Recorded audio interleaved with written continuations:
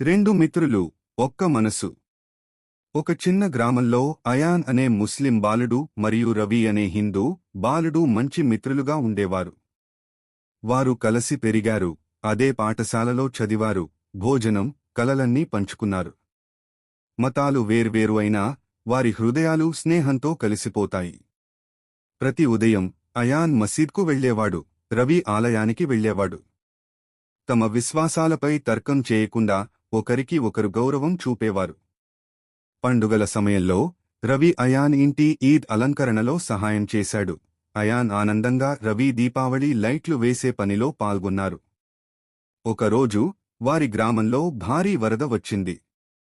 అనేక కుటుంబాలు ఆహారం, ఆశ్రయం కోల్పోయాయి. మతం గురించి ఆలోచించకుండా అయాన్, రవి కలిసి పనిచేశారు. వారు ఆహారం సేకరించి, వస్త్రాలు పంచి, వృద్ధులను సురక్షిత ప్రాంతానికి చేరవేశారు. వారిని చూసి గ్రామస్తులు తమ విభజనలను దుర్గాభావించి సహకారానికి ముందుకు వచ్చారు. వర్షం ఆగిన తరువాత గ్రామ పెద్దలు బాలలను ప్రశంసించారు. వారు చెప్పారు, మీరే మనకు చూపించారు, మానవత్వం మతాల కంటే గొప్పది అని. అయాన్ చిరునవ్వుతో చెప్పాడు, మనం ప్రార్థనలో వేర్వేరు, కాని దయలో ఒకటే. రవి సంతృప్తిగా అంగీకరించాడు.